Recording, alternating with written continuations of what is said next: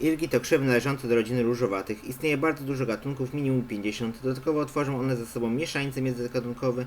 Występują głównie w Azji, ale także w Europie. W Polsce są prawdopodobnie 4 gatunki rosnące dziko, niekoniecznie rodzime. Rośliny te zazwyczaj występują w górach, w obszarach górskich, np. w Azji, w Himalajach, w Polsce, w Karpatach i Sudetach.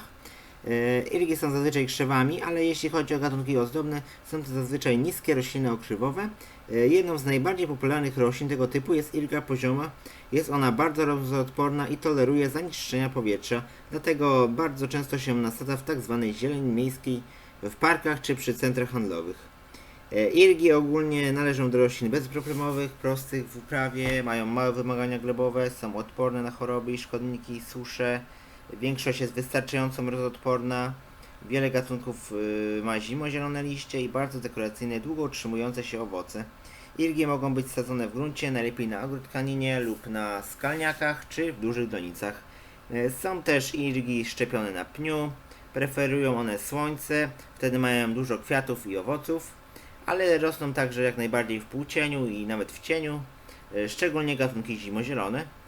Ich pędy potrafią się ukorzeniać w ziemi podczas rozrastania. Roślina ogólnie daje się łatwo rozmnożyć w inspekcie przez sadzonki półzdrewniałe, gatunki zimozielone oraz przez sadzonki zielne, gatunki rzucające liście. Irgi nie lubią mokrych gleb, ponieważ są przystosowane do rośnięcia na glebach suchych. Dodatkowym plusem jest to, że urosną nawet w kamienistej ziemi, ponieważ właśnie w takiej kamienistej ziemi rosną w górach. Rośliny nie potrzebują ani nawożenia, ani cięcia, no chyba że są już za bardzo rozrośnięte i przeszkadzają nam po prostu, kolidują z innymi roślinami. Warto również wspomnieć o irdze damera, która podobnie jak irga pozioma jest niska i także położy się do ziemi, ma praktycznie identyczne cechy. Najczęściej spotkać można odmianę major. Irga błyszcząca za to osiąga większe rozmiary od 2 do 3 metrów i można z niej robić na przykład żywopłot. Irga drobnolistna jest to już mało wytrzymała na mróz irga, dlatego lepiej jej nie kupować. Jak słyszycie, istnieje bardzo dużo gatunków irg i odmian, dlatego przed zakupem irgi zawsze należy sprawdzić, co to jest za gatunek i co to jest za odmiana, tak żeby się upewnić, czy będzie na pewno u nas dobrze rosła, czy nie zmarznie, czy nie trzeba będzie jej czasami okrywać. Najlepiej oczywiście kupić takie, które są bardzo mrozoodporne i nie trzeba ich okrywać, bawić się w żadne otuliny.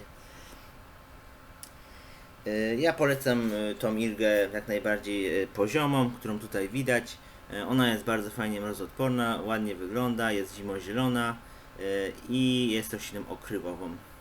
Także dziękuję bardzo za obejrzenie tego odcinka, no i do następnego.